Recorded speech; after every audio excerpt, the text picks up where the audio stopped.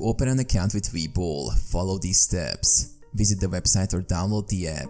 Go to the Webull website or download the mobile app from the App Store or Google Play Store. Sign up. Click on the sign up button and provide the required information, including your email address, password, and phone number.